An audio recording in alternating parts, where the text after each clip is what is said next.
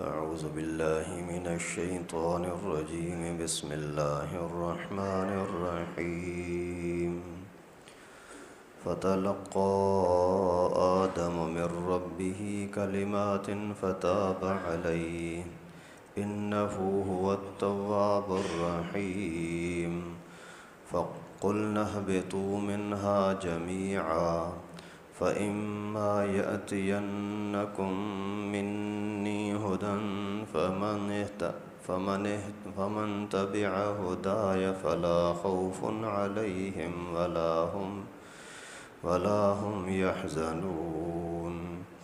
والذين كفروا وكذبوا بآياتنا أولئك أصحاب النار هم فيها خالدون. صدق اللہ العلی العظیم.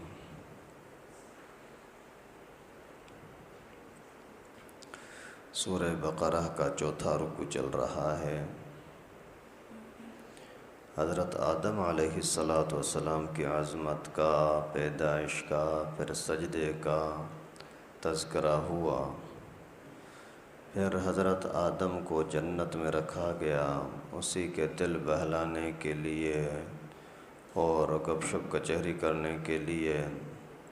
پھر اس کے لیے اہلیہ بیوی کو پیدا فرمایا بائیں پسلی سے، بی بی حوا رضی اللہ تعالی عنہ. پھر یہ کچھ عرصے تک وہاں رہے جنت کے اندر. پھر ممنوعہ چیز کھا لی. اس کے بدلے میں اللہ تعالیٰ کی طرف سے حکم ہوا کہ ابھی آپ یہاں جنت میں رہ نہیں سکتے، ابھی آپ اتر جائیں زمین میں. لیکن حضرت آدم علیہ السلام کو جب اس چیز کا احساس ہوا کہ ہم نے غلطی کی، جس چیز سے منع کیا گیا تھا وہ کھا لیا، تو بہت ہی رنجیدہ ہوئے، دکھ ہوا. کئی سالوں تک روتے رہے، اللہ تعالیٰ سے معافی مانگتے رہے. آخر ایسا وقت آیا کہ اللہ تعالیٰ نے جب معافی قبول کرنا چاہی تو حضرت آدم کے دل میں کچھ دعائیہ کلمات ڈال دیے. وہ دعا کر کے اور اللہ تعالیٰ سے معافی مانگی. اللہ تعالیٰ نے معافی تو دے دی، توبہ قبول تو کر لی، لیکن حکم دیا کہ ابھی آپ زمین میں چلے جائیں، کیونکہ آپ نے چونکہ گندم کا دانہ کھایا ہے اور اس کے اندر خاصیت یہ ہوتی ہے کہ ایک تو گرمائش ہے، پھر اسی کی وجہ سے پیٹ کے اندر گڑبڑ ہوتی ہے، پھر اسی کو قضاء حاجت کی ضرورت پڑی. یہ ساری چیزیں جنت میں نہیں ہو سکتی. گندم کھانے کی وجہ سے اولاد ہو سکتی ہے، وہ بھی جنت کے اندر تو اولاد کا سلسلہ نہیں ہوتا. اور عورتوں کو بھی ماہواری جو ماہانہ پلیتی کے دن آتے ہیں اس کے اندر بھی بنیادی سبب اسی کا ہوتا ہے، گندم کا. جبکہ جنت کے اندر تو نہ پیشاب، نہ پاخانہ، نہ کوئی گندگی، کوئی پلیتی، کوئی اولاد یا اس طرح کی چیزیں ہوتی ہی نہیں ہیں. تو ان کے لیے پھر دنیا میں آنا لازم تھا. اس لیے اللہ تعالیٰ نے حکم فرمایا کہ آپ ابھی زمین میں چلے جائیں. پھر حضرت آدم علیہ السلام کہاں اترے، کہاں تشریف لائے، اس کے بارے میں کوئی واضح طور پر قرآن یا حدیث میں حکم نہیں ہے.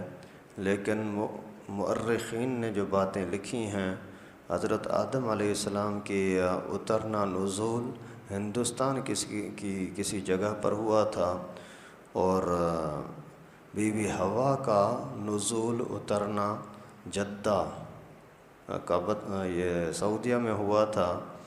جدہ کو جدہ کہتے ہی اس وجہ سے کہ جدہ کی معنی ہے عربی میں دادی. تو ہماری مسلمانوں کی، انسانوں کی دادی حضرت آدم کی اہلیہ وہ وہاں اتری تھی، اس وجہ اس کو جدہ کہتے ہیں. پھر یہ کافی عرصے تک ایک دوسرے سے جدا رہے، دور رہے. جنت ہی سے کچھ پھل فروٹ وغیرہ یا کوئی چیزیں لائے تھے جن پر یہ گزارا کرتے رہے. آخر چلتے چلتے گھومتے پریشان اللہ تعالیٰ سے معافی بھی مانگتے رہے. پھر ان دونوں کی جا کر کے ملاقات ہوئی عرفات کے میدان میں، اور عرفات کو عرفات اس لیے کہتے ہیں کہ عرفات کی معنی ہوتی ہے پہچاننا، تو یہاں بھی میاں بیوی نے، آدم اور حوا نے ایک دوسرے کو پہچان لیا تھا۔ اور حضرت بی بی حوا کی قبر بھی علماء نے لکھا ہے کہ یہاں جدے کے قریب ہے، جبکہ حضرت آدم علیہ السلام کی قبر منہ کے قریب کسی جگہ پر ہے۔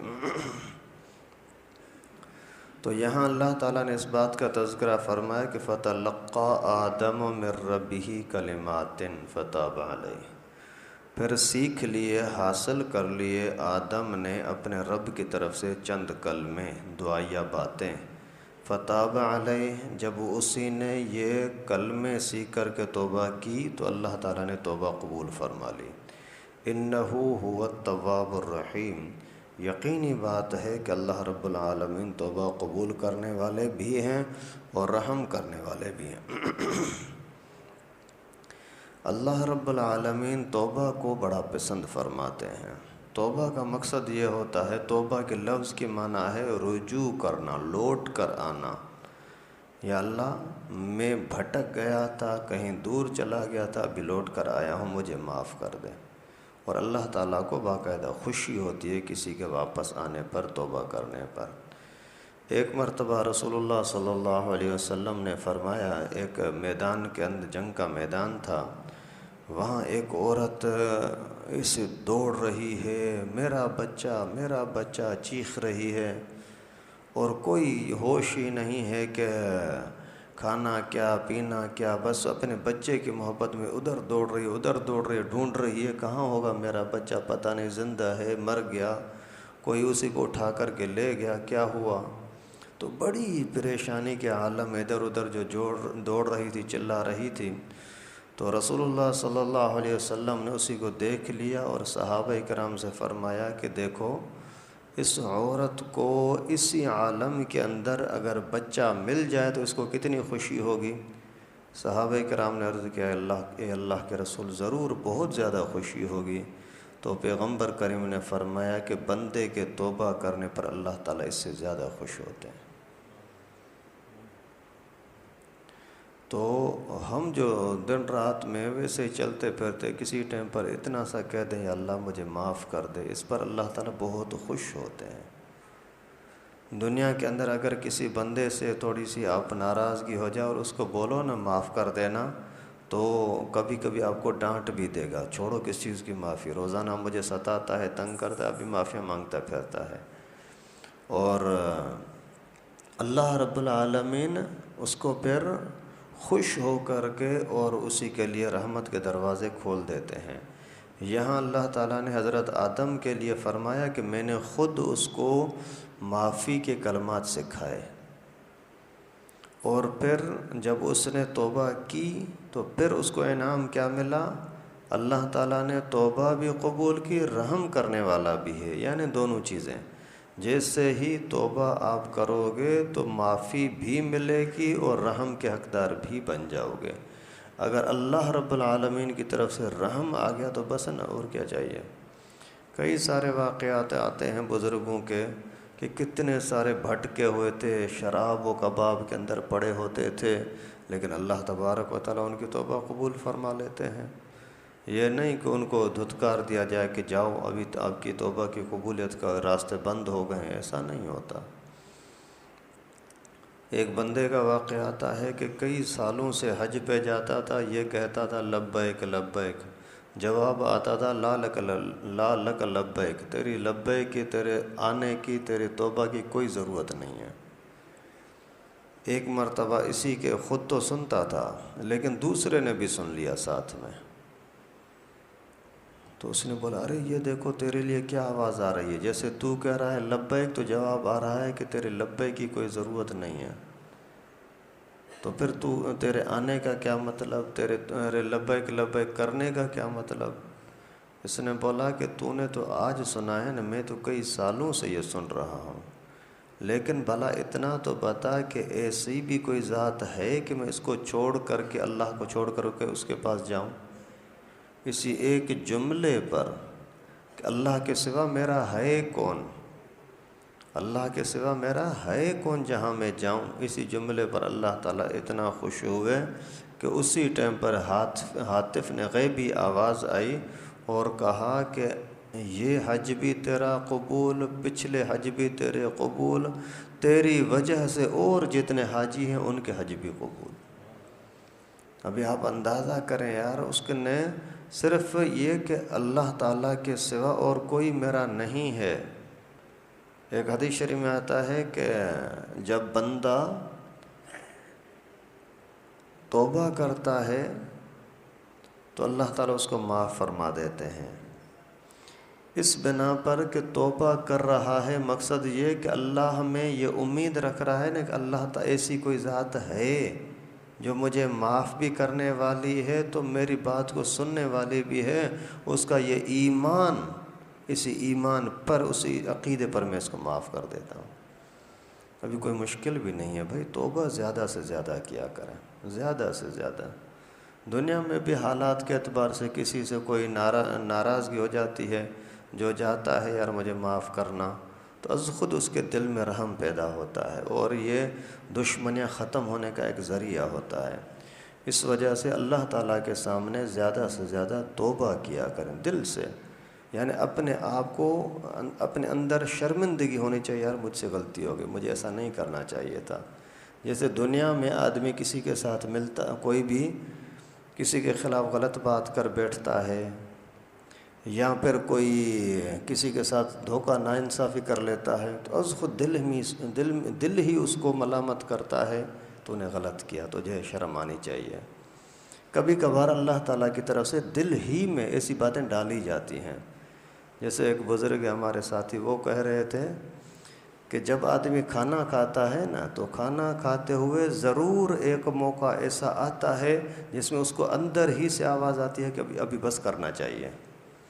ضرور لازمی، جب بھی کھانا کھاؤ نا، تو ابھی آپ نے مثال کے طور پر 2 روٹی کھانی ہے، 2.5 روٹی کھانی ہے، ابھی 1 روٹی 1.5 روٹی کھائی، جو آپ کی ضرورت پوری ہو گئی نا، تو از خود آپ کو ایک وارننگ ملے گی اپنے ہی دماغ کی طرف سے، ابھی بس کرنا چاہیے، زیادہ نہیں کھانا چاہیے۔ پھر کوئی بندہ اس وارننگ کا خیال کرتا ہے، کوئی نہیں کرتا۔ تو اسی طریقے سے جب آدمی دنیا کے اعتبار سے کسی کو تنگ کرتا ہے، تو از خود دل میں جھٹکا لگتا ہے۔ تو پھر اگر دنیا والوں سے آدمی معافی مانگتا ہے تو وہ بھی محبت کرنے لگتے ہیں، تو رب العالمین تو ارحم الراحمین ہیں۔ دنیا کے اندر جتنی شفقتیں ہیں، جتنی رحمتیں، محبتیں ہیں، وہ اللہ تعالیٰ کے محبت کے سامنے کوئی یعنی کسی حساب میں ہی نہیں آتی۔ پھر اللہ تعالیٰ نے فرمایا قُلْ نَهْبِطُوا مِنْهَا جَمِيعًا، ابھی آپ یہاں سے اتر جاؤ۔ فَإِمَّا يَأْتِيَنَّكُم مِّنِّي هُدًى فَمَن تَبِعَ هُدَايَ فَلَا خَوْفٌ عَلَيْهِمْ وَلَا هُمْ يَحْزَنُونَ، پھر اگر آئے تمہارے پاس میری طرف سے کوئی ہدایت، پھر جو شخص میری ہدایت کے پیچھے لگے گا، ہدایت پر چلے گا، تو ان کے لیے نہ تو کوئی خوف ہوگا، نہ ہی وہ دکھ کرنے والے ہوں گے۔ ایک تو حکم ہوا کہ آپ زمین پر اتر جائیں۔ کیوں زمین پر اتر جائیں؟ کہ پوری دنیا کا نظام چلانا ہے، اور اگر دنیا کے اندر نہ آتے تو انسانی نظام ہی نہ چلتا۔ وہاں جنت کے اندر تو اولاد ہونا اور اس طرح کی چیزیں ہونا ہوتی ہی نہیں ہیں، اور پیدائش کا مقصد بھی اللہ تعالیٰ نے یہی بتایا تھا کہ انی جاعل فی الارض خلیفہ، زمین میں انسان کی حکومت چلے گی، اور زمین کے اندر آئیں گے، تو زمین میں آنے کی یہ صورتحال ساری بن گئی جو آپ کے سامنے 2-3 درسوں کے اندر آ گئی۔ ابھی زمین میں جیسے آئے تو پھر ان کو ساری چیزوں کی ضرورت پڑی، کھانے کی چیز بھی، اور نہانا، سونا، یہ وہ، پھر ہر چیز کے لیے آہستہ آہستہ انتظام کرتے گئے۔ کچھ چیزیں جو ضروریات زندگی تھیں وہ جنت ہی سے لے کر کے آئے، اور حضرت آدم علیہ السلام نے کھیتی باڑی کا کام شروع کر دیا۔ خیر اسی سے پھر یہ سلسلہ انسان کا چلتا رہا۔ تقریباً علماء نے مختلف باتیں لکھی ہیں، تقریباً حضرت آدم علیہ السلام کا دنیا کے اندر اتر کر آنا آج تک 8 سے 9 ہزار سال گزر چکے ہیں۔ پھر ہدایت کا انتظام بھی اللہ تعالیٰ نے کیا، کیونکہ انسان کے بناوٹ کے اندر 4 چیزیں ہیں: آگ، پانی، مٹی، ہوا۔ بنیادی عنصر جو ہے وہ مٹی ہے، لیکن وہ تینوں بھی اس کے ساتھ ملے ہیں۔ پھر سب کی چاہت یا سب کی طبیعت الگ ہوتی ہے۔ آگ کی طبیعت جلانا ہوتی ہے، مٹی کی طبیعت عاجزی ہوتی ہے، اور پانی کی طبیعت ٹھنڈک، اور ہوا کی طبیعت یعنی کوئی رخ متعین نہیں ہوتا، بس جہاں کا رخ ہوا۔ بادی، آتشی، بادی، آبی، خاکی، 4 قسم کی طبیعتیں ہوتی ہیں۔ تو کوئی جذباتی ہوتا ہے، جذبات میں آ گیا۔ کوئی ایسا ٹھنڈا ہے کہ بس پڑا ہوا ہے زمین کی طرح، چیرو پھاڑو کچھ بھی کرو اس کو احساس ہی نہیں ہے۔ اور کسی کا کوئی نظریہ ہی نہیں ہوتا، بس ہوا کی طرح جہاں کا رخ ملا وہاں چل پڑا۔ جیسے درخت کو کسی نے بولا کہ یار درخت تو کتنا شریف چیز ہے، بڑی برکت والی چیز ہے، کوئی بندہ آتا ہے تو اس کے لیے سائے کا کام کرتا ہے، چھت کا کام کرتا ہے، پھل دیتا ہے اور اسی کے لیے آکسیجن دیتا ہے، اتنا کچھ نفع دیتا ہے، پھر تجھے کیوں جلایا جاتا ہے؟ درخت کی لکڑیوں کو کاٹ کر کے جلا دیتے ہیں نا۔ جب اتنا تو محسن ہے، بھلائی کرنے والا ہے، تو تجھے جلانے کا کیا مطلب؟ اس نے بولا یار میرے اندر ایک خرابی بڑی گندی ہے، کیا کہ میرا کوئی نظریہ نہیں ہوتا، کوئی استقامت نہیں ہوتی، بس جہاں کی ہوا لگی اس طرف رخ کر لیتا ہوں۔ تو خیر انسان کے اندر طبیعتیں الگ ہوتی ہیں، تو کوئی بھٹک سکتا ہے، کوئی آتش میں آ کر کے درندہ بن سکتا ہے، کوئی کس طرح سے کوئی کس طرح سے، تو اسی کو کنٹرول میں رکھنے کے لیے پھر اللہ ہی کی طرف سے ہدایت چاہیے، اور اسی ہدایت کا نام ہوتا ہے وحی۔ اسی کا اللہ تعالیٰ نے فرمایا اگر آپ کی طرف میری طرف سے ہدایت آ جائے یعنی وحی آ جائے، تو پھر جو بندہ اسی ہدایت پر چلے گا اس کو خوف بھی نہیں ہوگا، دکھ بھی نہیں ہوگا۔ خوف آئندہ کا پتہ نہیں میرے ساتھ کیا ہوگا، اور دکھ پچھلے زمانے کا، ارے کاش میں ایسا نہ کرتا، کاش میں ایسا بھی نہ کرتا۔ ان دونوں چیزوں سے اللہ تعالیٰ ہدایت کی برکت سے بچا لیں گے۔ جیسے دنیا کے اعتبار سے کوئی بندہ اگر یہ مثال کے طور پر آپ کے پاس ڈرائیوری لائسنس نہیں ہے، جب روڈ پر جا رہے ہو سامنے دیکھا کہ بھائی یہ پولیس والے کھڑے ہوئے ہیں، ٹریفک والے، ابھی آپ چھپتے ہو کیونکہ آپ کو پتہ ہے کہ آپ کے پاس کاغذات مکمل نہیں ہیں، آپ چھپ چھپ کر کے آگے جاؤ گے، خوف ہوگا۔ لیکن اگر آپ کے پاس کاغذات مکمل ہیں، گاڑی کے کاغذات بھی، ڈرائیوری لائسنس بھی، ہیلمٹ وغیرہ ساری چیزیں، تو بڑی آسانی کے ساتھ سکون کے ساتھ ان کے سامنے چلے جاؤ گے، آپ کو تسلی ہے۔ اسی طریقے سے اگر آپ ہدایت پر چلیں گے تو آپ کو فکر نہیں ہوگی ارے یار میرے ساتھ کیا ہوگا، پتہ نہیں کیا ہوگا، کیونکہ آپ ہدایت پر ہیں تو آپ کو سیدھے راستے پر چلنا، کوئی خوف نہیں ہوگا۔ جیسا کہ پیغمبر کریم صلی اللہ علیہ وسلم نے فرمایا کہ موت مومن کے لیے تحفہ ہے۔ جو بدکار ہوتا ہے موت سے ایسے بھاگتا ہے، یہودی کہتے تھے کہ ہم اللہ کے پیارے ہیں، یہودی کہتے تھے ہم اللہ تعالیٰ کے پیارے ہیں۔ اللہ تعالیٰ نے فرمایا قل ان الموت الذی تفرون منہ فانہ ملاقیکم، اگر موت تمہیں پیاری ہے تو تھوڑا اس تمنا کرو یا اللہ ہمیں موت دے دے، ایسے بھاگے، بولا نہیں موت کا ہم تمنا نہیں کریں گے۔ ارے تمہیں اگر واقعی اللہ کے پیارے ہونے کا یقین ہوتا تو تمنا کر لیتے نا۔ تو مومن کے لیے، مومن موت کے لیے، مرنے کے لیے، آگے جانے کے لیے دلی طور پر خوش ہوتا ہے، کیونکہ اس کو پتہ ہے میں سیدھے راستے پر ہوں، مجھے کوئی خوف نہیں ہے۔ اللہ تعالی ہم سب کو بھی سیدھا راستہ نصیب فرمائے، خوف سے اور حزن دکھ سے اپنے فضل و کرم سے محفوظ فرمائے۔ والذین کفروا وکذبوا بآیاتنا اولئک اصحاب النار، لیکن جو لوگ ہدایت کا انکار کرتے ہیں اور جھٹلاتے ہیں ہماری آیتوں کو، ہماری وحی کی باتوں کو، یہ لوگ جہنمی ہیں، العیاذ باللہ ثم العیاذ باللہ، اللہ کی پناہ۔ ہم فیہا خالدون، یہ اس میں ہمیشہ رہنے والے ہیں۔ یعنی 2 چیزیں ہو گئیں، ہدایت آئی، ہدایت آنے کے بعد ایک لوگ وہ ہیں جو من تبع ہدایہ، میری وحی کے پیچھے چلے، اس کی تابعداری کی، تو خوف اور دکھ اور پریشانی، پشیمانی، عذاب سب سے محفوظ۔